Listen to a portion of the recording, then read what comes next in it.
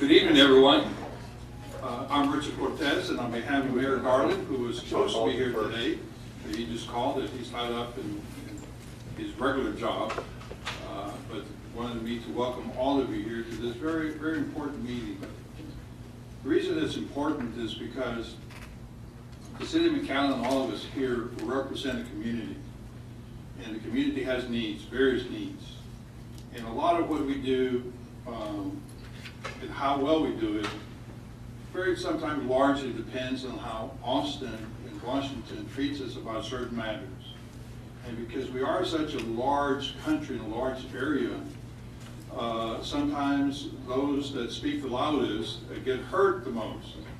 So it's always very good to be in position to be able to have a voice to articulate the things that we have. So the city of McAllen has always been very supportive of organizations such as the Texas Border Coalition and others that help us really be the messengers, the takers of information to hear. So we're hopeful that all of your questions that you're going to have tonight, all of the different members of the panel will give you the good answers to your questions. For most of us that may not have a good answer to your question, our job is to find one and get back to you. So with that, I will pass it over to our chairman. Not quite. I'm sorry. First. Well, you are the chairman. He's the second chairman. I'll get to you, JD, very quickly. Well, on behalf of Futura McAllen, we are delighted that you are here. And I think the very fact that as I look around and see the quality of my audience, I am especially pleased.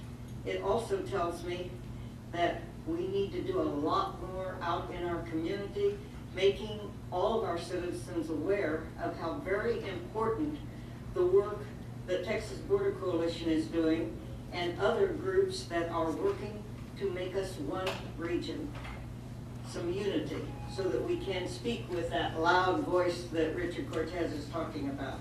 This is extremely important. And so I'm very, very pleased that we are able to host Texas Border Coalition. And I told them, you know, how can you make it exciting so people, you know, think they want to hear it? So I said, okay, people out there in the community are going to say, oh, who's that? What do they do? Why do I care? And so I'm hoping that they can answer some of those questions, and then it's up to all of us to help get that information out to the other people in the community. And with that then, I would like to turn it over to our moderator, David Geralt, and the moderator is going to give you time to speak, JD. So you're on, David. All right. Good evening, everyone. Thank you all for coming out. Thank you for taking an interest in our community. It is my firm belief and that of all of my fellow members of Futura McAllen that it's important to have an informed populace and people who are involved in understanding what's going on. So I thank you all very much for taking the time this evening.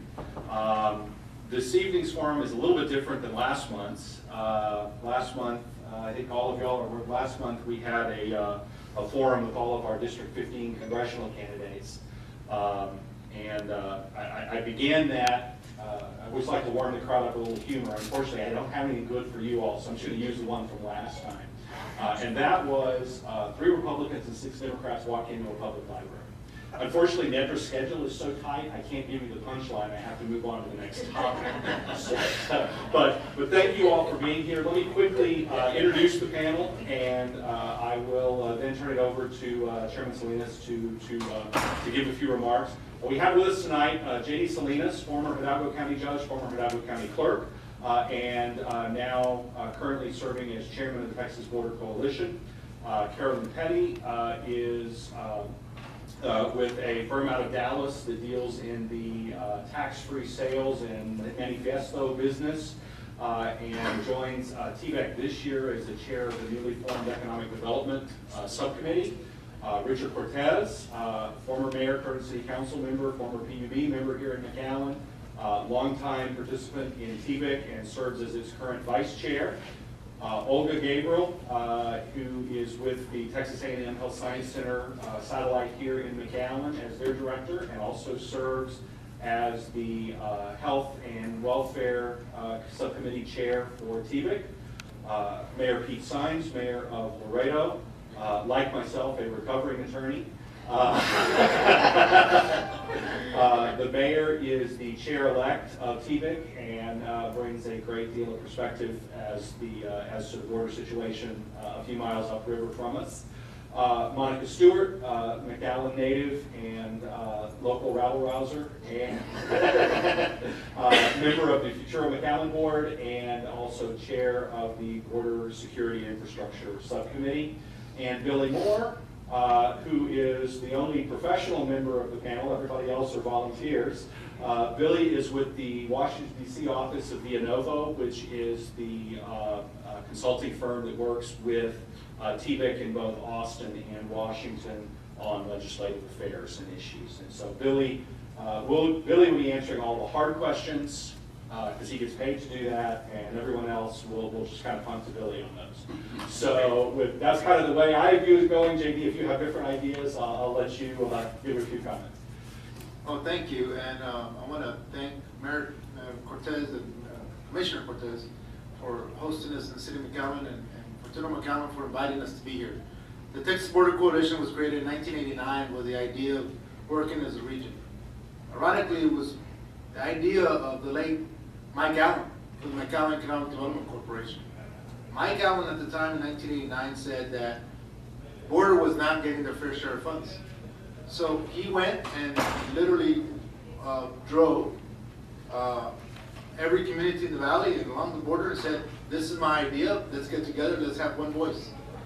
So that's the inception of the Texas Border Infrastructure Coalition. Since then, we have dropped the word infrastructure and we have concentrated on the Texas Border Coalition. Why? Ms. Gabriel will tell you more specifically. We feel like if our children are not healthy, then they cannot learn. If they can't learn, our education will not prosper. And if the education level is low, then the economic development is going to fail. And that's why Mike Allen felt it was important we continue that. We have a voice of 2.5 million people from more than 2.5 million people from Brownsville to El Paso to work and hard to prepare our border infrastructure, healthcare, workforce. Each of our committee chairs is committed as volunteers. They're subject matter experts that listen twice as much as talk to make sure that we have diversity in our board, to make sure that we represent as many people as we can.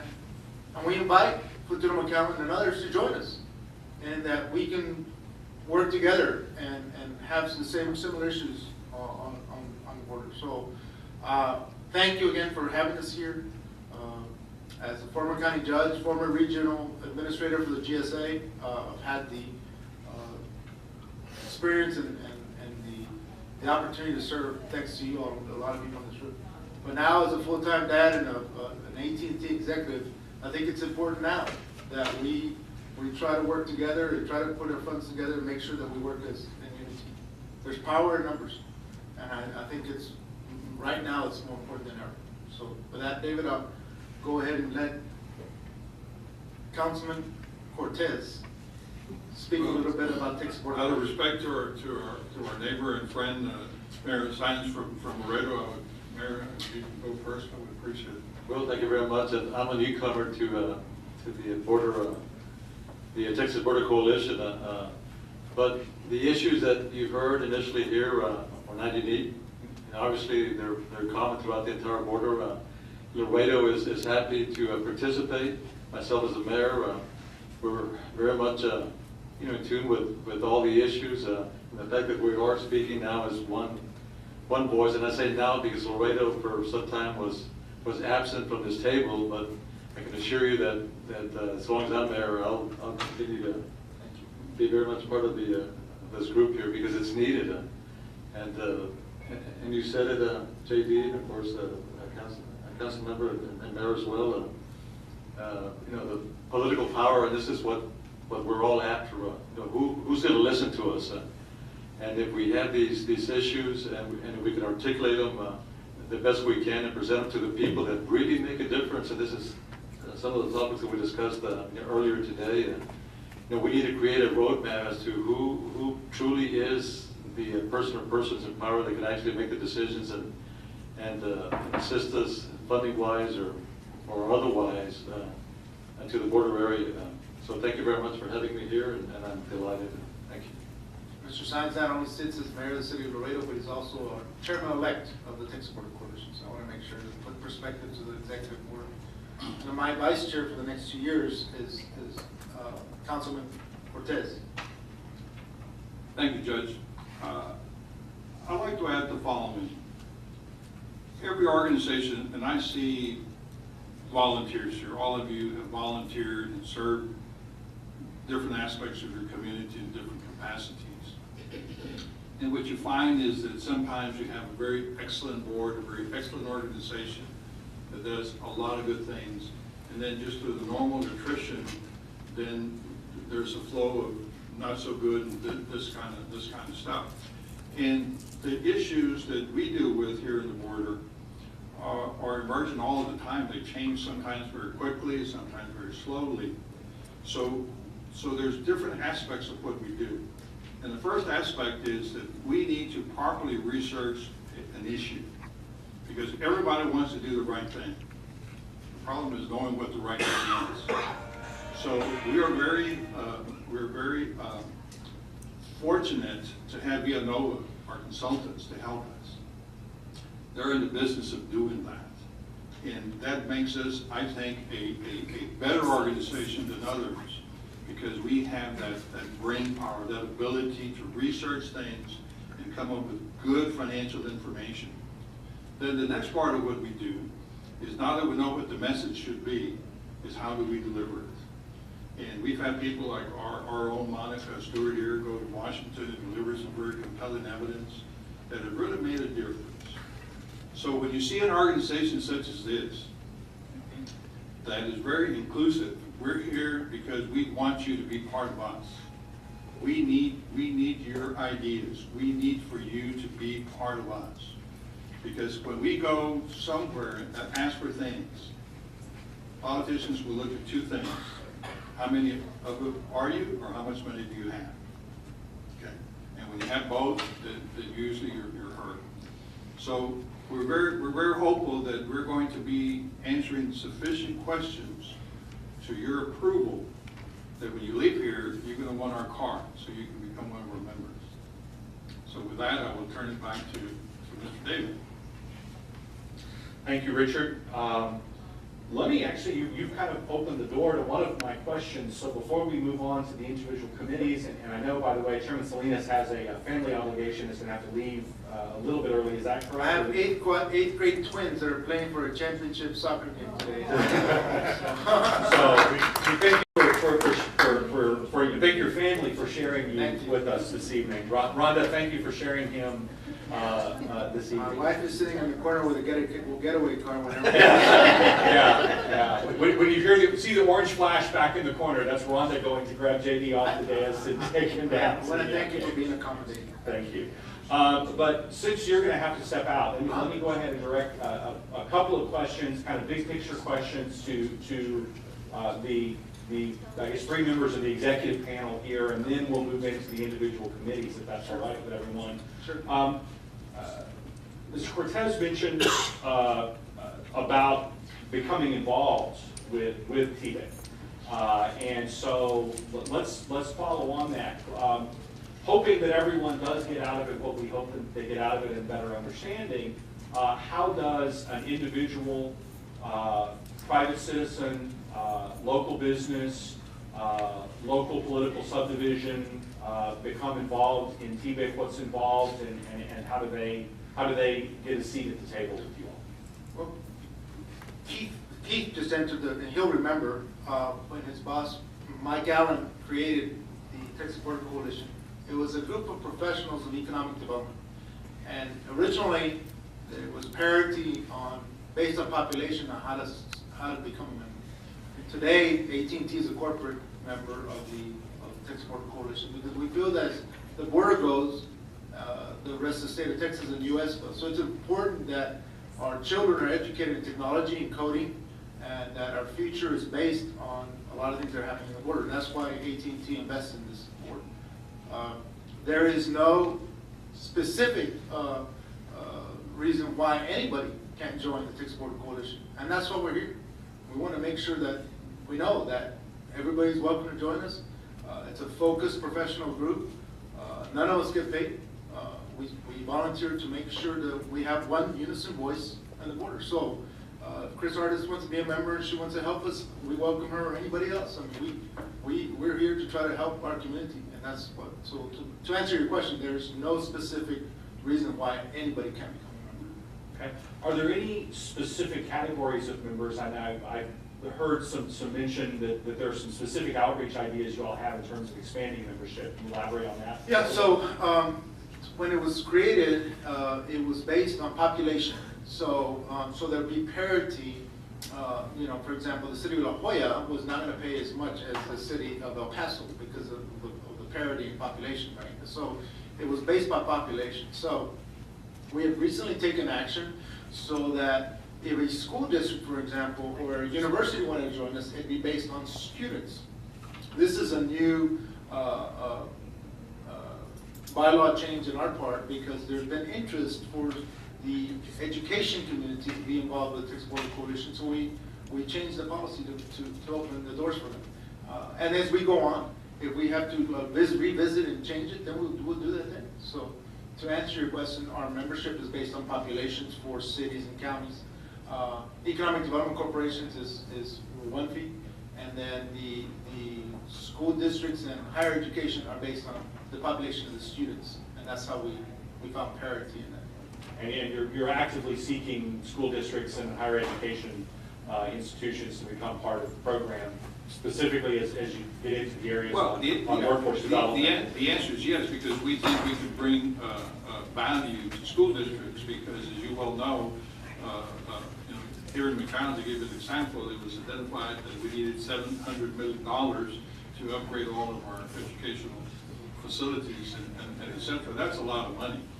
And when you're looking at that kind of money and try to put it out of the taxpayers, local taxpayers' pocket, that's just not going to happen. So any participation that the state, which I believe ultimately has a responsibility to educate its citizens, then we need an advocacy group. So we thought that the school districts would be a very good component for our organization because I think there's a need for that. If I may add also. Mayor Sines, by the way, he ran out to tell you, his background is Laredo Community College board member, so his strength is not only being a lawyer and mayor, full-time mayor, but also Laredo Community College. You want to get that perspective? Well, that's true too. Yeah. As we know, education is crucial to the border area, to any area in Texas and the U.S. But community colleges do provide a specialized service and training and workforce, and of course we're committed just as well as you all are. But I was going to add too, if you all need more information on the Texas Border Coalition, we do have a website. We do have social media, Twitter, I believe, and what else? You have a hashtag. That's kind of to me as well. So, for the public, I know we covered basically just 2-3 aspects so far, but we've got ample information in our website. So please feel free, and it's Texas Border Coalition.org. Okay. Dave, that's a good point because our annual report for 2015 is posted on the website. We're an open organization that is transparent. Anybody's welcome to see our report and look at empirical data and see what we've done this past year. Fantastic. Well, let's move on to hear a little bit from each of the committee chairs. And before I do that, let me just point out, I think everyone was handed one of these or had one made available, or if you don't and you want one, raise your hand and a Futuro member will get them to you. These are question forms, so if you have any questions for the panel as we go along, we ask you to write them down. Please write legibly, because otherwise if I can't read it, I'm just going to make up a question of my own. Yeah, we are limited on time. We have a few questions to begin with, and then we'll try to get to some of the audience questions if we can. Invited questions received several members and friends a week ago, so. So if you want to get a question, pick up one of these and hand them in. And then Elizabeth Lippincott here, who we discovered, she and I are law school classmates, we didn't realize that. She's also with Villanova and out of their Austin office, and she's going to be helping me with organizing the questions and getting them to me in a format that we can share. So let's jump into the committees. We'll start. Billy, I'm going to leave you to last because you're doing double duty, I think, tonight as well. Because I have a couple of committee chairs who had one, and by the way, let me mention as well, Blas Castaneda from Laredo is the workforce development chair. He is ill and was not able to travel here. We certainly want to keep him in our thoughts as he tries to recover from his situation.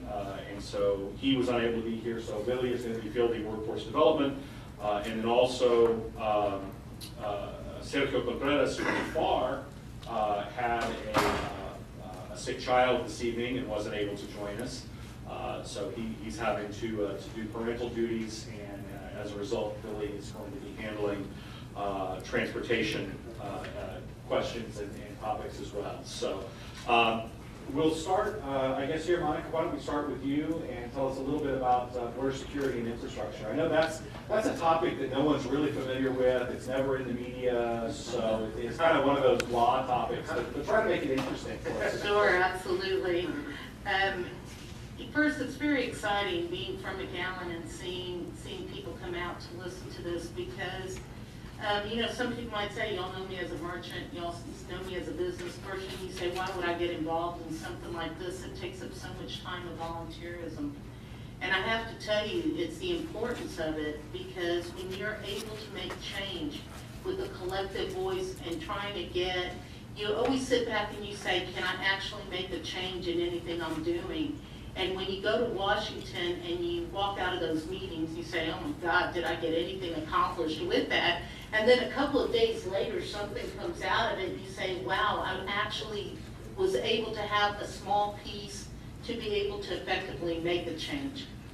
Change does not happen with just one organization. It happens with a collective group of organizations working together in order to achieve a goal. You know, we all hear about the term border security. Well, what does that mean? I mean, if you listen to the campaign right now, you hear border security is we're going to build this big wall and we're going to stop anyone. Well, what does that mean? Because a wall in Texas is different than a wall in California, than a wall in Arizona. Because in Texas, we have a river. And that river actually is a dividing line with it. And with that river, we actually have issues like Carrizo cane, which today we had a very big education about the Carrizo cane, which the federal government has passed bills in order to eradicate, but then really they can't eradicate. And then we have issues that how do we get our state of Texas that just issued with DPS $800 million in order to enforce some of the federal laws. So you start getting engaged on issues that, well, the way we work on it is on the big picture. And when I say the big picture, I'm saying, okay, let's talk about border security. What does that mean? We talk about the facilitation of trade and travel. We talk about our economics. We talk about our ports of entry. We talk about the importance of actually getting those trucks to come over here that aren't stopping here. Those trucks are going straight up to Mid-America and that allow our trade, which allow our maquiladora programs to work, that allow our economy. You know, the saying in business is that when the United States always had economic problems, we on the border sneezed.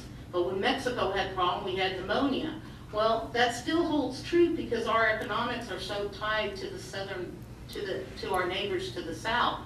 If we cannot get individuals to come over here in an expedient fashion and actually in a secure fashion, because those of us who live on the border, which you all know this firsthand, is who wants more security than those of us who live here and raise our families here and work here? We do. But what does that call for? Our government only has so much money to spend when it's coming to border security. So if you only have so many dollars, what's going to give you the biggest return on investment? Well, we have men and women in green, and we have men and women in blue. And, you know, some people say, why do you refer to Border Patrol and Customs in that fashion?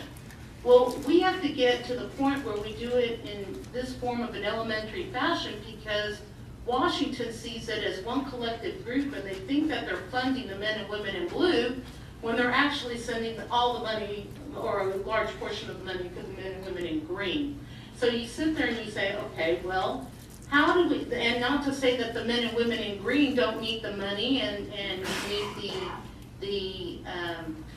need the entire equipment in order to do their job, which they do. But luckily, one of the few things we did get out of the Secure Fence Act was actually an appropriate amount of hiring of men and women in green. What we didn't get was actually the equipment that we need at our ports of entry. And the equipment that I'm talking about is, let's say, the bandwidth, let's say our infrastructure, let's say the technology. We might have some incredible equipment that Washington has given us that looks like an iPhone that a person, a Customs and Border Protection officer, might be able to get all the data off of. But if you're at one of our ports of entry, guess what? That piece of equipment will most likely not work because the bandwidth does not work, the electrical grid doesn't work, and how do we facilitate trade and travel? The reality is that we might think, and Washington believes, that drugs come between the river. After testifying in Washington recently, they do not acknowledge that the hard drugs, the heroines and methamphetamines, are actually coming through our ports of entry. The statistics will show that the majority of hard drugs are coming straight through our ports of entry. Not that they don't come across in between our ports of entry, but they actually come through the ports of entry.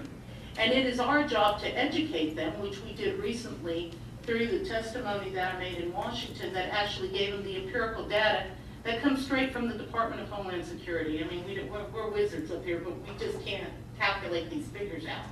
So when we talk about border security, we look at realistic solutions to the realistic situation, but it's also, we're dealing with an epidemic of what I call perception, which is so far from the reality. Individuals in Washington and in Austin make decisions based on that we live in a war zone on the American side of the border, which that is a very difficult perception to tear down. So what do you have to do? You have to go and educate. And when we go to Washington and Austin, we spend a lot of time educating our representatives on the realities of the border. And it takes a team, and it doesn't take just one organization. I saw Sam Bell come in, and thank you for being here, Sam.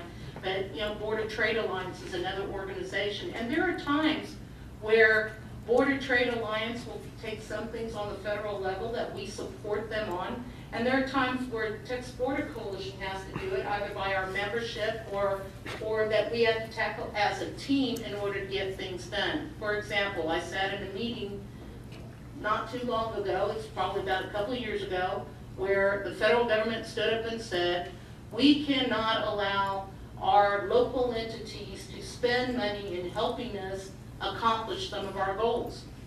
Well, I said, well, why not? When Department of Homeland Security used to be under the Department of Treasury, we used to be able to do those things. Well, why can't we do them now? And it said, well, when they combined it, those type of agreements could not take place. So walked out of that meeting, we call our team up and we say, we have to do something immediately to make a change in Washington.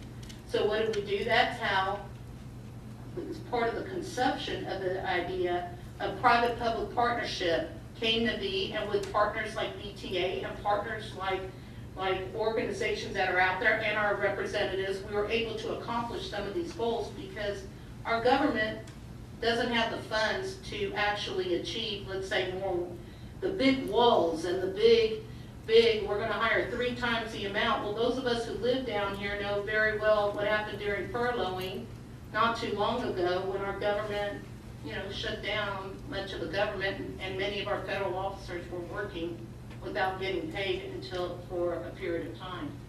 So we talk about immigration, we deal with immigration. Some of our biggest allies are organizations that we work through in order to deal with immigration. The immigration system is broken, and anybody who believes that there is a line that someone can get in the back of, that's not the reality. We have visa programs that are not up to date, and it is our job to sit here, and those of us who live on the border know it very well. If you are coming across with a laser visa, and you own a home on this side of the border, you're only allowed to stay, you're allowed to own that home on this side of the border. Now, these are legitimate immigration issues. These are legal individuals who are coming here, they invest in here, but they're staying here, and some of them are overstaying their visa time. So we go to Washington and we say, you know what? We have an issue here. We need parity. If you're a Canadian, you can come in for a certain period of time and visit, but our neighbors to the south don't have that same ability unless they go through a whole other area of getting a whole other visa. And sometimes those visas are taken away at our ports of entry just because they have a receipt of home residency in their area. So, I'm going to kind of cut you Sure, off no here. problem. I know you're passionate about these things, but we want to make sure we get to everybody. absolutely. I'll get you with a few more questions, but No that does problem. remind me, we are on a time schedule, and Nedra gets out the ruler and raps me on the knuckles. She kind of. does that to me too. She does that to me too. You know. Absolutely. So if anybody has questions, obviously please write them down. I have a few, so we'll get back and get to some of those issues, but I want to make sure everybody else has a chance to talk about their committees Sure, as well. absolutely. So, thank you, Monica. Olga, let's move on to health and welfare in the Board of Region. Great. Thank you, David and Nedra, for the opportunity to talk about some of the issues that are on the Health Committee that have come to our attention. We know that border residents face numerous health-related challenges, many that are exacerbated by the region's lack of healthcare facilities and infrastructure. So if we're going to ensure a bright future for our border citizens and protect the productivity of that workforce, then we must improve access to health care, close the health coverage gap, and expand Medicaid coverage in Texas. You know, that covers the low-income adults, which is our current workforce. Another issue that's been in the news recently, Zika, has raised another issue, which is public health laboratories. Labs are the backbone of community health departments. They provide the critical testing and results for numerous deadly diseases, including mosquito testing. And while the border region carries a huge disease burden, there's no public health laboratory in the southern region. There's none along the border.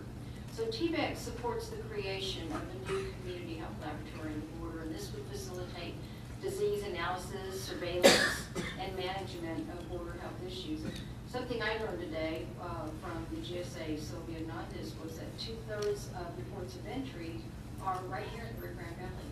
2/3 of all of the ports of entry are here. So we are getting a lot of fluid back and forth.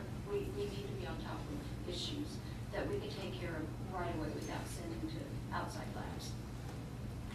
TBEC also supports funding for 4 public health programs and services focused on eliminating health disparities, including combating the epidemic of preventable chronic diseases. Obesity, diabetes, well, they continue to be one of the most significant threats in South Texas. Obesity is the underlying factor for diabetes, asthma, heart disease, and some cancers. We also support robust appropriations for the Centers for Disease Control and Prevention. CDC allocates 70% of its budget to state and local health organizations and academic institutions, and they in turn start programs that help educate and hopefully change lifestyle and maybe curb some of these chronic diseases. So these are some of the issues that we're focusing on now. All right, thank you, Olga. Carolyn, we'll move on to you. I know your committee is new, and I had the pleasure of sitting on her committee's group earlier today and listening to the input there. So, Carolyn, if you'll share with us a little bit about economic development and what what the initial legislative agenda for the committee might look like. Thank you, Rich. Good evening, everyone. As we have stated, this is a newly formed committee, and one of my objectives and first phase of this is to get input from all of the people that are TBEC members. It's important that we know what the issues are so that we may develop a comprehensive look at and how to present our economic issues to the state and federal level. So we have reached out today. It's been an exciting day. The state of Texas, this is an exciting time for the state of Texas. They have over the most Fortune 500 companies in the U.S. now. They're moving their headquarters here. So one of the objectives is, of course, to support small businesses, but also to go after manufacturing and have things created right here in the valley as we unite and we're one voice with TBEC. So that was one of the things that came out today. Another thing was to create incentives, and thank you for that program, because when we are trying to bring industry into our area, especially job-creating industry, there are a lot of states, a lot of cities, even in the state of Texas, who give incentives to these manufacturers for building. So that's one of the areas that we're going to be looking at. Again, supporting small businesses, and our key areas are, of course, as Olga said, with healthcare. You have retail. TBEC has always supported and helped the Manifiesto program that brings millions of tax dollars to our state. One of the other areas is of course, government. And we'll be looking at all these things as we move forward, and I thank you for your time this evening. Welcome any questions. All right, thank you, Carolyn. And last but not least, Billy Moore, who, by the way, is a Valley native, and wandered away to Washington, D.C. I wasn't born here, but I learned to drive here. And, my father coached the Mercedes Tigers in the 1950s. 2 district championships. So, Billy, take your pick on what you want to address Sure, first. let Workforce me or talk about transportation first, but there's a common theme, both in terms of transportation and workforce and education. And that is that our approach to trying to address the needs of the border region is that we have to reach out and we have to build coalitions, not only among our communities here, but coalitions across the country, different interests, but because all by our lonesome, we're unlikely to achieve the kind of success that we otherwise could. And in that sense, on transportation, we are blessed to have the cooperation and coalition with people like Sam Vail, who has headed the Border Trade Alliance, been on its board a long time. And on transportation issues, when Congress passed the highway bill back in December, it was working together with BTA that some important provisions were included. The Coordinated Border Initiative, sponsored by Representative Cuellar, and most of the other members of the border delegation, Senator Cornyn, Senator Cruz. The coalitions that we build are not just among border communities and with like-minded interests. It also involves building bipartisan coalitions in Congress, and in that sense, we're blessed to have the kind of cooperation among the people who represent the border in Congress, Beto O'Rourke, Bill Hurd, Henry Cuellar, Philemon Vela, the Representative Hinojosa, who all work together. They don't look at each other either as Republicans or Democrats, but they look at each other trying to figure out how to do the best job for the border. And it is only by being a part of that team that we were able to get that border initiative enacted, which makes it possible for state governments to, on the border, to make an allocation of 5% of a certain block grant of funds to border facilities. There are two new freight programs in the highway bill. One is a formula grant, and another is a competitive grant, but both of which make the freight corridors, all of the ports of entry are automatically connected to a freight corridor that therefore becomes eligible for the additional freight funding. And from the point of view of border communities, trying to make sure that we have the resources to make those freight corridors operate in a way that's efficient, that doesn't pollute our communities, that doesn't endanger our children, is a very high priority. And with the leadership of Sam and our chairman, Sergio Converos, from FAR, we have been able to work with the Texas Department of Transportation to make sure that as those funds come down for Washington, that we're going to be able to draw on them to provide the resources we need to make freight movement in the border area more efficient. But it also means we have to be smart.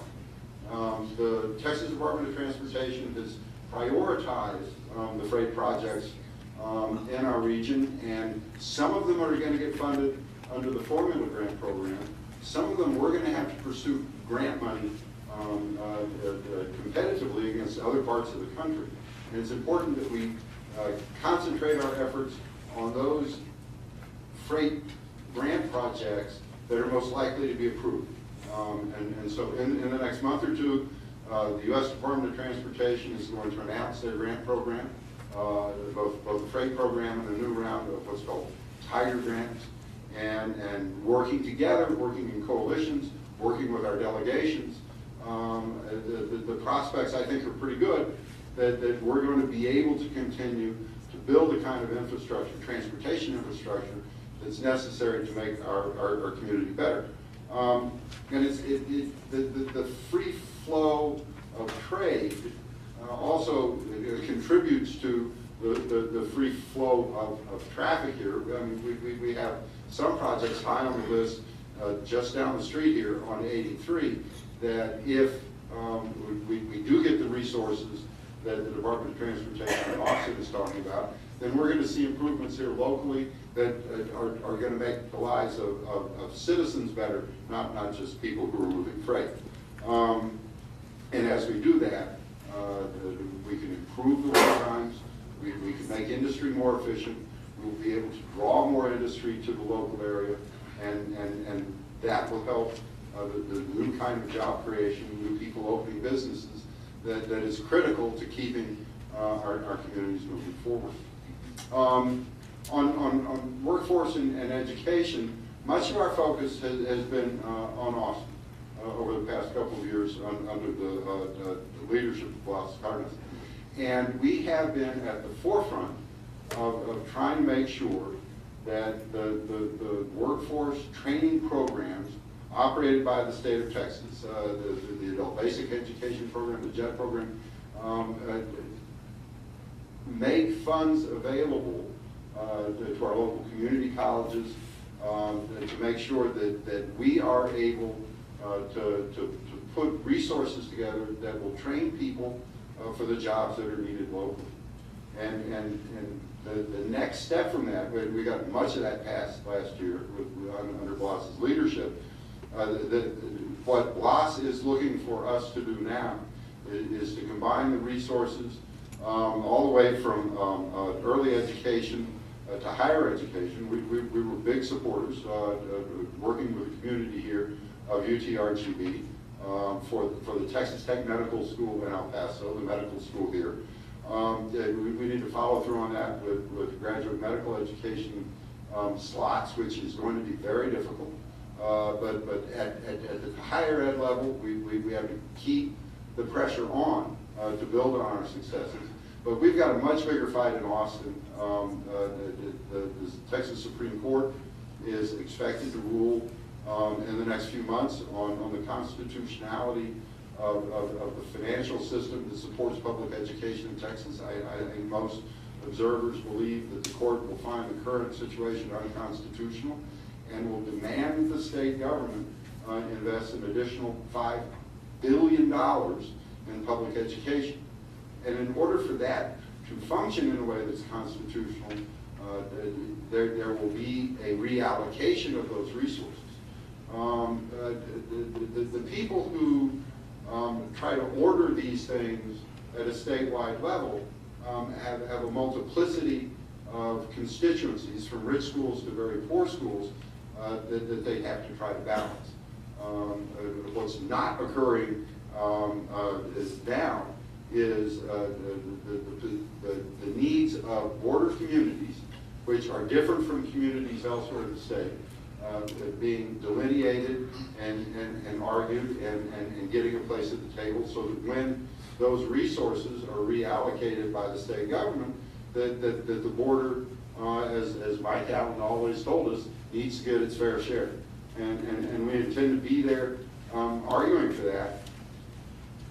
Part of the restructuring means that we have to align what we're doing, not just for kids to go to college, but for kids to find jobs, to build on the reforms that we've done with adult basic education and build them into the high schools too. And to align the high schools more effectively with community colleges, and to make sure that we have not a disjointed system of education and training, but one that fits together. That's no small order. I'm really sad that Blas is not here to explain it to you in a way that usually goes over my head, and I take a lot of notes, and then I try to make sense of it to people who get to vote on that stuff. But your community is served by Blas's network, who knows every community college leader on the border, every high school leader on the border, and is an unsung hero to the border community in Texas, both in terms of workforce training and education. So I probably consumed too much time, even though I got a double dollop. But I'm happy to answer any question I can. All right, super, thank you. I think that gives everybody a good broad overview. Let me jump into a few questions that were submitted earlier. Want to see if anybody. Yeah, does everybody, if you've had a chance to turn in your questions, if you have them, Nedra will take them. And if you need more little slips of paper, we can certainly get those to you. Let me jump into one question, and I'm going to actually ask Monica to answer it only because I've heard her answer this before, and I love the way she phrases it. So hopefully she remembers the way she phrased it before when I throw this one out there. One of the questions is, the coalition has a diverse membership from large cities to small cities, from Brownsville to El Paso, and while there are many common interests, there's also some competing interests. So how does the coalition deal with balancing the competition and the divergent interests along with the parallel interests? The exciting part is we work on the big picture. And as working on the big picture, for example, a really good one would be something like in border security. If we're able to get the funding, well, we want all our local communities to be able to go after that funding. So in this case, our goal is to, let's go get the funding, and then let's have everybody come along with it. Now, the other side of it is, some of our small cities would not have the opportunity to get engaged and get involved if it wasn't having an organization like TBIC, because they have the same vote as the city of Laredo, the city of McAllen, and the city of all the other larger cities. So when they come to TBIC and they want to, we're expressing the bigger issues, they have the exact same vote as anybody else, and we represent them just like we do any of the other biggest cities. But one of the things that actually, Richard brought this along a long time ago, and you might not remember this, but he said, let's work on the stuff we all agree on. And if we work on the stuff we all agree on, then we can work together and accomplish something. Because there's a lot of stuff all of us on the border do agree on. You remember saying that, Richard? Let me add one thing to that. I mean, I perceive my job on a lot of this, on the highway bill, on education, to make sure that the pie that the legislature allocates to a problem is big enough that all of our local communities can compete to get a piece. And we're not going to, TBC is not going to choose, oh, well, let's try and help Brownsville get a piece, or let's try and help Del Rio get a piece. We're going to try to make sure that the pie is big enough that everybody has a fair shot to get their slice. Great, and I think as a follow-up to that, one of our questions from the audience, what other coalitions or other groups, you mentioned BTA, have y'all worked with? The comment is TBC seems to have a broad scope with various subcommittees. What kind of success rate has TBC had in the past with being so broad and still being heard? So I don't know, that JD, that was checked off for you, for Olga, for kind of for the whole panel. So I'll give you some examples of the Texas Border Coalition successes. And not only have we worked with BTA, we've also worked with the Rio Grande Valley Development Council partnership, and who are going to become members of the Texas Border Coalition. But if it were not for the Texas Border Coalition, some of the businesses south of Expressway 83 would be mandatory flood insurance. FEMA, if you remember, in 2007, was doing a mandatory flood insurance because of the fact that our levees were not fixed. So that's just one example. And the other ones is that the 281 money, the over $100 million that was coordinated through economic developments that we did in the region through efforts. Those improvements of 281, whether you call it I-69 or anything else, were made through coalitions by getting the counties together. The city of McAllen took the lead and making sure that we invested properly and made sure that we work together. So those are just two examples, and the others were Monica talked about. The Border Fence Act provided more boots on the ground, more Border Patrol agents. And we also took a white paper and showed that the Customs and Border Protection was retiring more people than they were hiring. Obviously, it doesn't take an actor to figure that out, but you need to. You had a net loss. We would need 3 of you. But having a net loss, we had to do something about it. So those are some of the things that we brought to fruition, and we are working hard to try to work on it. So those are some of the examples. I want to add one more that's new, because we just started it, and it's a result of the reputation that we developed, mainly because of Monica's advocacy. The folks at the National Immigration Forum, together with the Annie B. Casey Foundation, started looking around and asking who would be the right folks for them to partner with in terms of an advocacy strategy to increase workforce resources. Monica got them together with Blas, and we're married up. We're working now with the Annie B. Casey Foundation and the National Immigration Forum, specifically on workforce development issues for the next legislative session in Austin.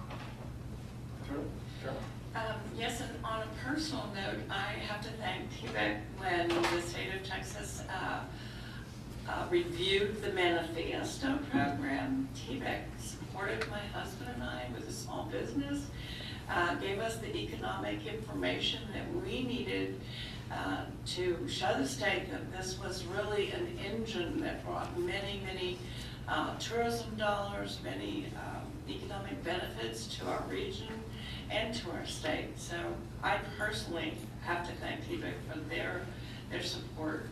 And you spouted a statistic earlier today on the Manifiesto program about for every dollar that the Manifiesto program returns to people with tax dollars, what does that generate? That generates $24 in sales tax to our state.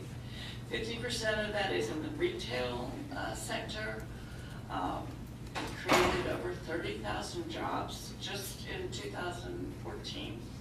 So it's a huge economic, it's a carrot, if you will, for them to come here, but it's a job creation. An interesting thing also is the manifestos are made by the prisoners, so there's no cost to the state. And we pay a tax to receive the manifesto, so the state is gaining economically from many different areas of the program. And just to add on to that one, is that in order to get those pieces of legislation changed and passed, dealing with the simple thing like manifestos, we have a network in place that ranges from Brownsville to El Paso. And what happens is, before those bills even come out, I mean, there's a phone chain going on up and down the border that says, here it comes. And a lot of times we defeat the bills before they even become a bill, because, for example, last legislative session, we had a team that automatically went into that representative's office, and a lot of times new representatives say, why are we giving this money back? But they're not educated on that issue. So Elizabeth, who helps us out in Austin as part of the Neo Novo team, along with some of the experts on Manifiesto, go knocking on their door to educate them. But our phone chain starts automatically happening, and that's custom brokers, merchants, business people across the border line. That's why I said in the very beginning, we cannot accomplish things without teaming up with other individuals to get the job done.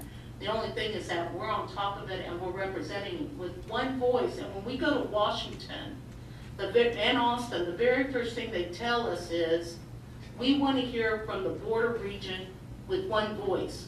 Because when every city goes up there demanding their piece of the pie, it becomes harder to explain it to not our own representatives, but it's all the other representatives that don't understand the border region. So when we talk with one voice, one unified voice, we're able to get a lot more of a return on investment. I hesitate to read this question because the person who asked it didn't put their name down, and I really think that you all would be much more willing to answer it if you knew who asked it. And that is, how does one get on the TBEC board? I think it's really unfair that the person who wants to volunteer didn't give their name. But we mentioned how to become a member. From there, how do the committee chairs and the board members The get? committee chairs are formed from within, the members that are paid members that are there. If somebody wants to co-chair one of our committees, they're more than welcome to help us and join us. So it's not a very formal procedure. So Chris, if you want to come on and help us. What, wasn't you? Wasn't you? My name isn't on it. Well, nobody's saying it. That's the problem. Actually, the bylaws will state that JD appoints the chairs to the board. And the chair of the boards from the past have always appointed individuals that have an interest or an expertise in a certain area and are able to gather that information. In my case, I've been on this board because McAllen and Chad Foster got me about 10 years ago and said, you're helping the city of McAllen now, will you help us out do the same thing? So what you're saying is you want the public to understand that the TBEC board is kind of like the Hotel California? You got it. Okay, great. Our standards are very high. You check, there's the bank you're in. And easy credit, half down, the rest now, right? Okay. We laugh, but that's true. Let me see. Let me go back to some of the prior questions that were submitted. Monica, you started to touch on, and this is kind of where I cut you off. So I'll let you go back a little bit to this. On the website, it says the TBEC's position on immigration and border security calls for a fair and effective immigration policies. Elaborate a little bit more on some of the realities of where current policies are at and where they either current policies need to be enforced or the current policies are just broken and need to be fixed. May I take just a little part of that one? I'm a technician, and as you well know, that statistics, you have this bell-shaped frequency chart. Most of the time, things are in the middle, sometimes they're far left, far right. So on immigration, the biggest problem that we have is I think all of the people that understand immigration know that it needs to be reformed and revised. And I'm going to give you 2 examples. In the United States, we have 1,200,000 farm workers. And it's estimated that like 900,000 of them are not legal farm workers. So if we want to go ahead and round them up and send them back wherever they came from, it just destroyed our agricultural industry. So obviously, something needs to happen in that area. Now I'm going to go to the extreme right. Typically, most of the graduates for doctorate degrees, it's been estimated that 49 to 50% of those that receive a PhD degree from U.S. universities and colleges are foreign students. And many of them, and most of them, are unable to stay here because there's not sufficient legal visas for them to stay here. So why is that a concern? Why is that a concern to us? Well, it's a concern to us because we don't benefit from that human capital because they can't stay here, and we're going to have to compete with it. So if I capture the 2 extreme sides of how immigration impacts us, then somebody needs to sit down and say, well, America has needs. What are our needs, and how do we establish a system to meet the needs of America? To me, it has to be more scientific than somebody just picking up, and seeing how the wind is going. So until we do that and study the issue, we can't come up with the right answer until we study it. Mike, you want to add anything? Yeah, and I think that part of it might be a good starting point, might be where the Senate left off. We helped out on, look, it's not perfect, and when it comes out, we're not always going to get what we want. But TVIC definitely supports immigration reform, a comprehensive immigration reform policy. And that policy ranges from the type of individuals that Richard was definitely talking about, to actually not an amnesty, but penalties for those that do live here, that are here currently, because we do not believe that rounding them up and sending them back is a realistic solution to it. And, I always make this comment that you always hear 6 to 11 million. Well, I've been working on this issue for about 10 years, and it's been the same 6 to 11 million individuals. The truth is, we don't know how many people there actually are. And as long as we still have policies in place that are not really dealing with the situation, they're outdated. And the realism of what we live in today is not what we actually lived in before. And it's time that we need to change our policies in today's atmosphere. And if those farm workers don't come here, how many want to tell your children, I want you to be a farm worker? So there is obviously a need for a different type of labor in America, and if we can't bring it from within, then we're going to have to bring it from somewhere else. Great, thank you. Let me move. Olga, let's throw one out for you. You touched on a little bit in your comments on the issue of the Zika virus. That's certainly something that's getting almost as much attention as the border wall in the media. And I'm assuming that the plan isn't to have a border wall that will keep the mosquitoes out. So tell us a little bit more about the border. I was at a presentation a couple of nights ago for Leadership McAllen, and the county health department was mentioning that here in the South Texas border region, we have the wonderful good fortune of being at the sort of the crossing point of all of the North American climate disease vectors and all of the Central and South American climate disease vectors. So tell us about the Zika virus and that, and elaborate a little bit more on the lab issue that you mentioned. Well, there's several answers. Well, we're very fluid, obviously. So, is the Zika virus here? Well, we don't know that. But that just means that we have work to do. As a region, as a civic responsibility, individual responsibility, we need to prepare, and we can prepare now. Now is a good time because the weather's cool.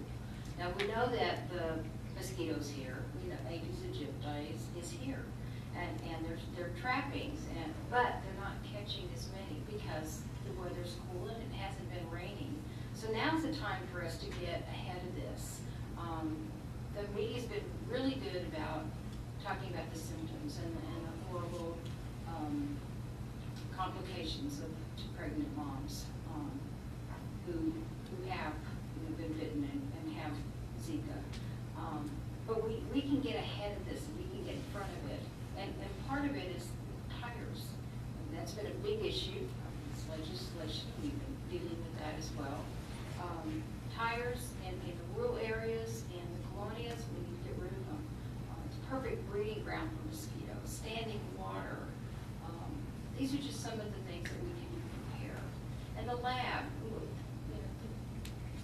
we're 2/3 of the port of entry is in the Rio Grande Valley, and we are trapping here. Then we have to ship elsewhere.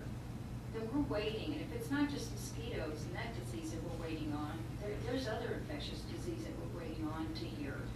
But our county and city health departments are having to either use private laboratories, which do a good job. Eddie says will do a good job. But there's no public health laboratory. And there's only 3, and they're in Austin and Dallas, Fort Worth, and Houston. But nothing south. And if we have that many ports of entry in this area, and we have all this back and forth, and everything's coming from the south, then I think reason stands that it's time that we consider a lab in this area that would take care of something immediately. All right, thank you. Let's see, where are we going to go from here?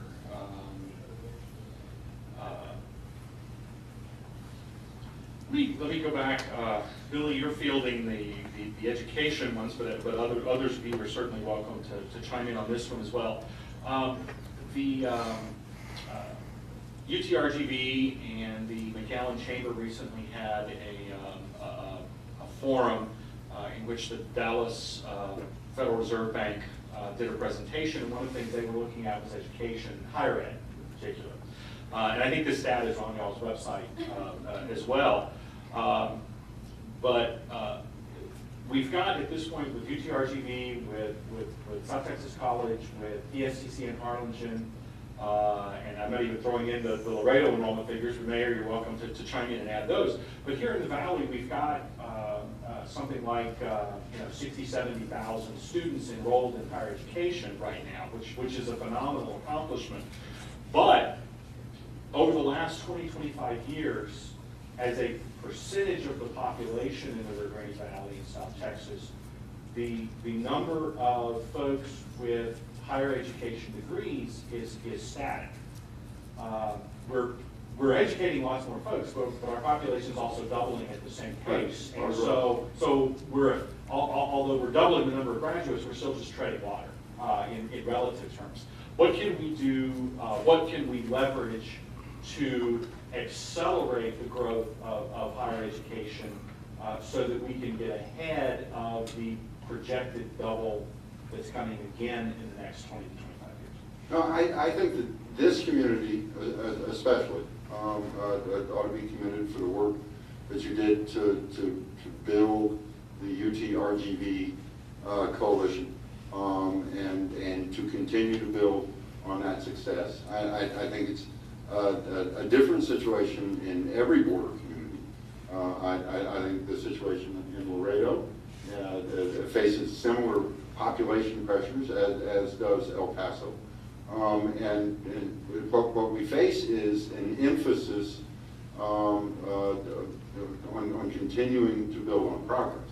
I think it would be the wrong impression for anyone to take away that higher education in the border is slipping. I think we're moving forward at a pretty good rate. I think there's more pressure to continue to build on that progress, and we're working very closely, not just with the major universities, Texas A&M, University of Texas, but also the community colleges fill an important gap here, and making sure that our community colleges are connected both to the public education system that feeds into them and to the higher education institutions that they can feed into as well, is an important part of how higher education, not just in the border community, but across the country operates. We've got this problem everywhere. It's probably multiplied here, but it involves building on the success that we've recently had and not resting on our laurels. If I may add too, to ensure more higher education, we need to also ensure that when those students that graduate, that they have jobs, and that's what's going to ensure that they stay in the area. And I know it's been a complaint, at least in the Laredo area, and I'm sure you've heard that too, that some people do graduate, they do get a higher education degree, but they can't apply, it doesn't translate into a job, an immediate job, they may have to wait. And as mayor and as public figures, we need to make sure that a job is there waiting for that graduate, and that's what we're strongly working towards there in the Laredo area. We've got about 16,000. TAMU, Texas A&M International University, and of course the Laredo Community College, and then we have UTSA Health Science Center as well that enrolls students. But I would say we've got easily between 16,000 to 20,000 students there. But again, the key is finding jobs more, creating jobs more. Let's see. Are we good on time, Andrew? You're not making faces at me yet. So we should be pretty good. Okay. You've got another 10 minutes. Okay. Super. Do we have anything If from they the have a audience? summary, you have a summary, or they have a summary, and then I will have a summary. I worked really hard on all these pre-prepared questions, but y'all's are actually better than most of mine, so we're going to go with that. Let's see, this one is for Monica, and it is says, has the coalition looked into supporting the federal legislation to, one, re-extend the Easy Investors Visa to 2-year, 3-year validity instead of 1 year, or to increase the flexibility or benefits of business and trade visas? Monica and or Billy, you probably want both. Yes, I mean, the question is yes. I mean, we definitely have, we've teamed up with actually Senator Cornyn's office on this piece of legislation also, and definitely, we definitely are constantly dealing with all of the visas, actually, at least those that pertain to this area. So when it's dealing with extending the visas, that's definitely, if you look on our website also, it's definitely one of the issues that we continue to work on.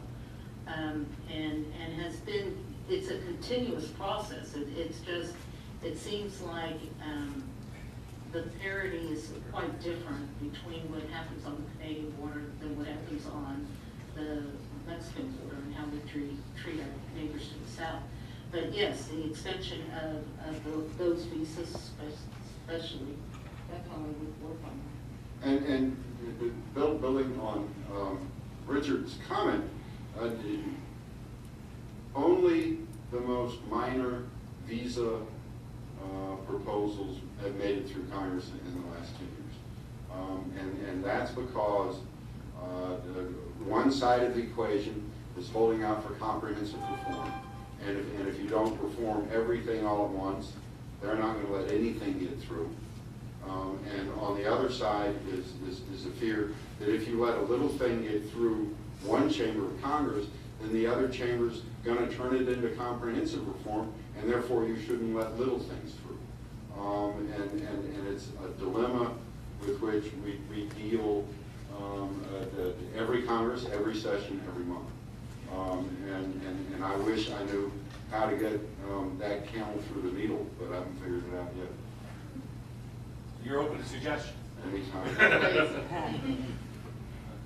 Let's go off in a little bit different direction with this one, and this one is for any of the members of the panel. you may or may not know, but we have a crisis situation in local students and school districts with synthetic marijuana / spice / K2. I thought that was about the I'm a little out of touch myself, I guess. Is any of this a border security issue? Is this coming across the border as well, or can you elaborate on any of the issues with the synthetic drugs, or is that not something that y'all have really touched on yet? Yeah, I think that's a national problem.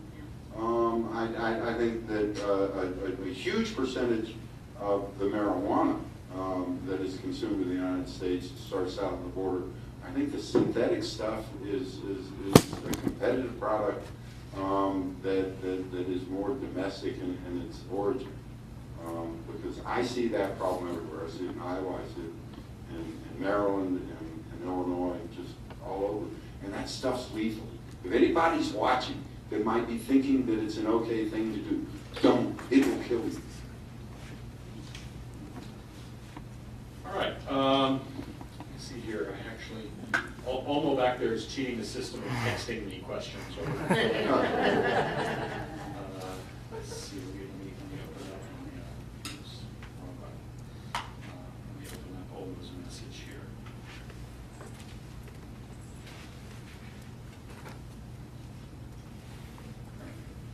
It's on here. There we go. Olmo's question is about human mobility, so that's going to get to go toward the transportation side. How do we attract tourism when our airports and our highways and our ports of entry, because of the delays or the disconnects, erode any interest of trying to get through the buyer? Did I get that right on? Close enough? Well, I think that it speaks to what we try to do more than anything else, and that's develop regional solutions. If you talk to Catherine Mace, who is the head of the new Texas Freight program, what she has emphasized to every transportation leader in the region is to come up with a regional solution. And when TxDOT talks about regional solutions, they're talking intermodal, freight and private vehicle, air, rail, and roads.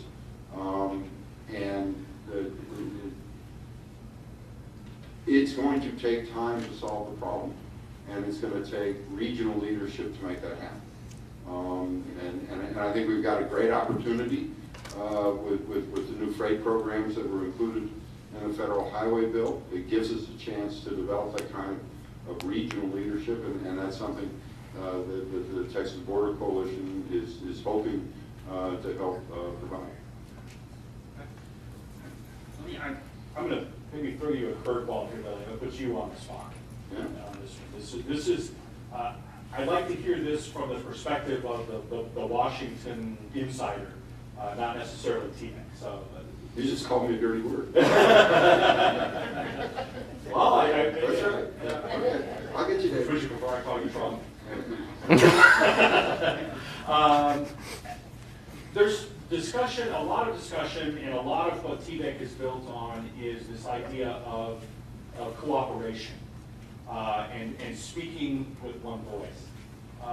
But I've also, in talking to folks who are in some of these conversations, is that we go in with one voice, but then as we break off, then the individual interests naturally start to kind of bubble back up, and we end up maybe eroding some of our influence. And this is more of a Valley region question. At what point do we have to perhaps move beyond cooperation and collaboration into consolidation and actually have governmental entities, units actually physically combining and so that they are one voice rather than attempting to create a coalition to give that one voice? Does that make sense? I think it's overstated that the coalitions, especially of mayors or city officials, county officials, mobility officials, don't work together to accomplish goals. What we've tried to build is a unity of purpose. Going back to the reference of the pie, that if we all work together and make a big pie, then we're all going to be able to enjoy the fruits of that labor. And I think you know, in any group of humans, there's going to be one who may work contrary to the group goal, maybe two. But that's not been our problem. Our problem is much more is getting the attention of elected officials, getting the attention of executive officials to make our case, and opening their mind to a reality that is different from what they thought.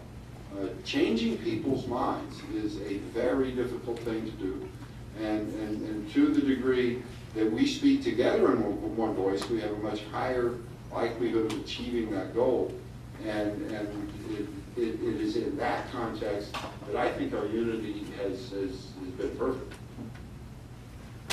Okay, thank you. That's great feedback. We'll go back to one of the questions from the group, and if anybody has any other questions, please get them to Nedra because we're getting close to wrapping up here. In the event that come this November and next January, we end up with, we certainly will end up with a change in administration, no matter what happens. But if we end up with a change in the party in control of the White House, and things, I think everybody relatively anticipates will stay roughly the same in Congress. How do you see TVEC's mission or TVEC's agenda being affected with either with a Democrat in the White House and a continued Republican Congress, or with the Republicans in both sides? Or if you want to hypothesize about a change in the House and in the White House, whatever, run with all of it. Look at me. One, our agenda won't change. Our agenda is built on the needs of the region, and it is defined. The Border Coalition met all day today at the Hampton Inn, and our committees met and listened to the representatives of all of our communities, and that informs our agenda. It's not top down. We hear from the communities what they need to get done, and we put that into the agenda, and that is what we try to do in Austin and in Washington. Look, no matter who wins, the White House or the Senate or the House in terms of parties, there are members of Congress, and there will be people in the administration who are looking for real solutions. There'll be some who aren't, and there's not much we can do about that. But the ones who are looking for real solutions, we'll bring them to them and say, this is a problem we have with border security. This is a problem that we have with the educational workforce. This is a problem we have with healthcare. This is a problem with economic development and transportation. And these are solutions that we believe work with us. We'll go to a bipartisan coalition in the Texas delegation, of the border delegation. We'll reach out to people who have been allies with us from Delaware to California to North Carolina, who have helped us get the parts of that agenda enacted in the past, and hope that they're still there. And then there will be a new administration, and we'll have a new Secretary of Homeland Security, of Education, of Health and Human Services, and they'll have new staffs, and we will join the chorus of voices who want to sing to them to inform them on problems and solutions they may not have heard of before. And hopefully our voices will be so melodious that they'll listen and agree. part of that voice too, if I may add, is the value that the border brings not only to Texas but the rest of the United States. And we need to be more active. And I know this group is very active, but I think we ought to just chime on that and make it known that the trade with Mexico is vital, not necessarily just to the border, but to the rest of the nation. You know, the border trade creates over 6 million jobs in the entire U.S. Texas alone just does. You know, we create 500,000 jobs. Mexico is our best trade partner for Texas. And we export more than we import. So it's huge. So it's this data that we need to present to the rest of the nation, and not necessarily express our needs, but express the value that we bring to the rest of the nation. Thank you, Mayor. That, I think, is a great point to end on, unless we can something to add to that. On behalf of Chairman Salinas, I was going to close. All right. With your permission. Perfect. First of all, on behalf of the Texas Border Coalition, we want to thank Fortuna McAllen for coming up with this idea to bring us here.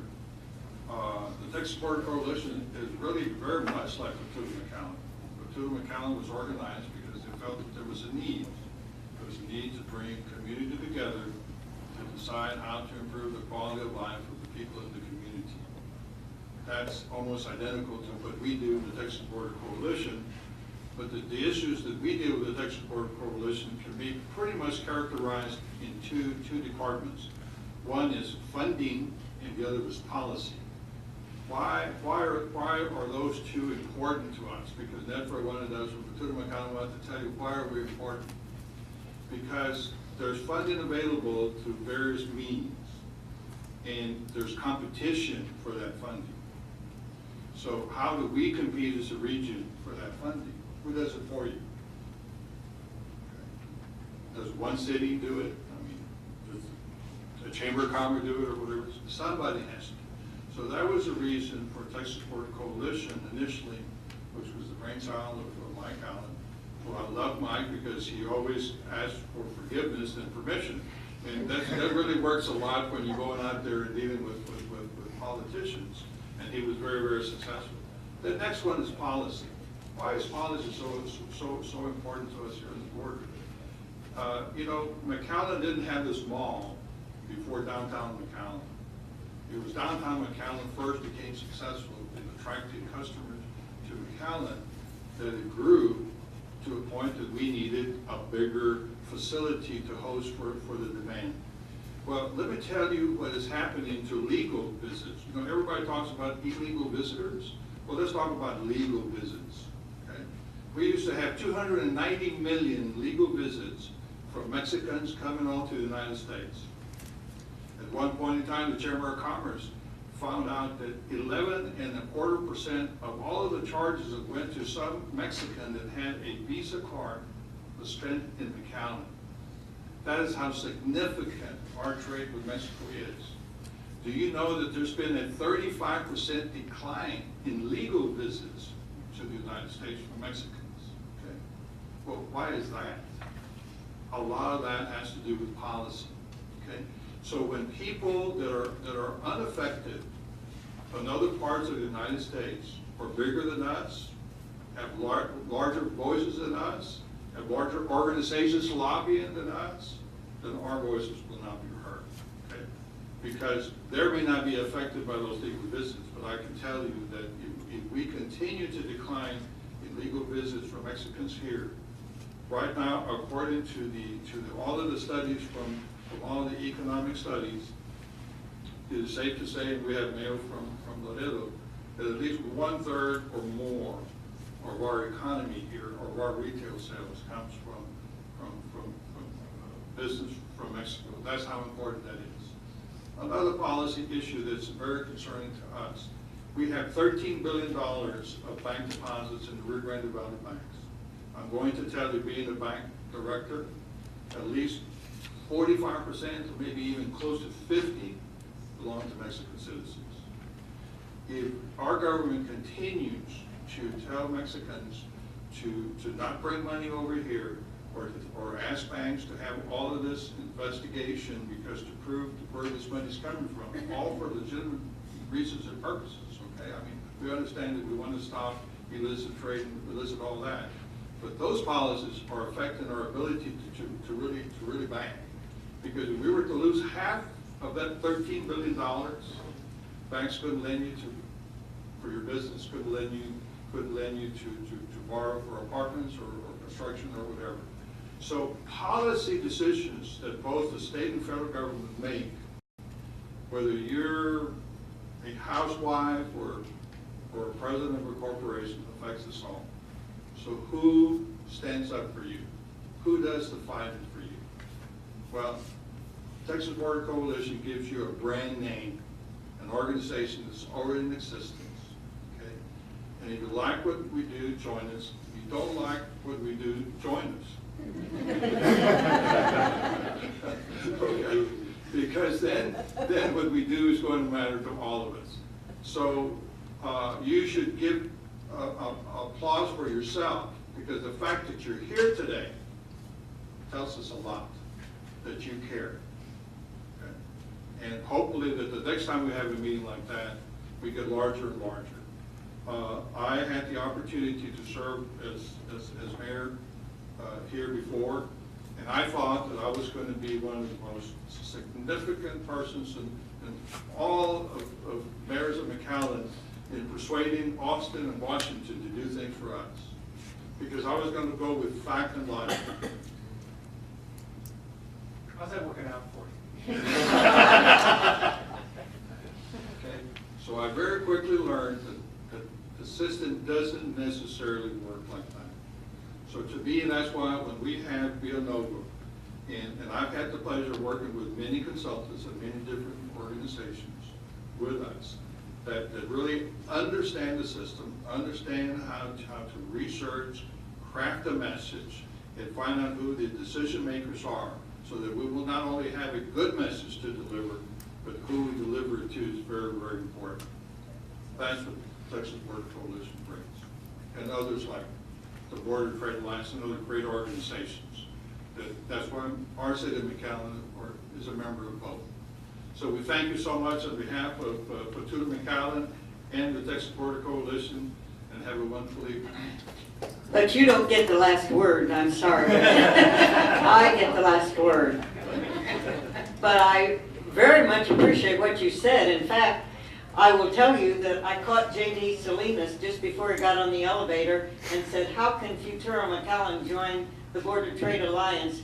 And he indicated it would be pretty easy. I think it's as easy as joining my church. Once you say you're wanting to join, you're in and you don't get out. So. And that's your excuse, but we're friends. But there was a question that was asked, how do you join? There's different levels of membership. Here, you can join as an individual or you can join as an institution. So the best way to find out is go to our webpage and receive all that information. Well, get that information to us, and we'll, Olmo, Code RGV back there, we'll get it on our Futuro Facebook page. Yes, Olmo? Yes. And of course, I told some of you earlier about Code RGV. Olmo is one of the founding members, and if you don't know about Code RGV, they're working regionally for the jobs and getting the technical expertise down here that we've got to have to keep our smart, bright young people down here. And so right now, I want to thank the Border Trade Alliance. You've been great. You really have been great, and I'm so pleased with what we've been able to present here tonight. I also want to thank you, the audience, who had the guts, the determination, the fortitude to come and listen. I hope you got an answer to, well, what is it they do and what in the heck do I care anyway? They really are working for us, and we've all got to work together on this. I'm especially glad to see Sam Vale over there. Sam was in one of our very good Futuro meetings about a year ago. And yes, again, we're working as a region to accomplish things for all of us. So I'm grateful, and I thank Border Trade Alliance, Sam Vale, my audience. I certainly thank my moderator over here. You did a great job, David. Elizabeth, Julie, and Thank you to the city of McAllen for hosting us tonight. I was getting around to that, Sorry. but I'm glad you reminded me. I have such good backup people, they always make me look good. Yes, the city of McAllen is very, very appreciated. And of course, I have to give some thanks to Richard here. I think he helped tweet that. I will tell you that Olmo has been videotaping it. It will be on our Futura website. When, Olmo? Tomorrow? Tomorrow. He is so good. It's wonderful to, ever since I got acquainted with the Code RGV, I have my own private geek and nerd. That's wonderful. I also want to thank MCN, who has been broadcasting this live, and they will have it available. I'm not real sure how soon or when. Roy Cantu will let me know, and then I'll send an email out. And if you're not on our email list, be sure you sign up out there. And one other group I want to thank all of you who actually paid 2016 dues. I'm very grateful to you for that. It helps me to pay for things like this, among other things. And if any of you would like to join Futuro for $20 a year, there will be people out at the desk very happy to take your $20, your check for $20, or your credit card for $20 when the meeting is over. So again, thank you. Thank you. Thank you.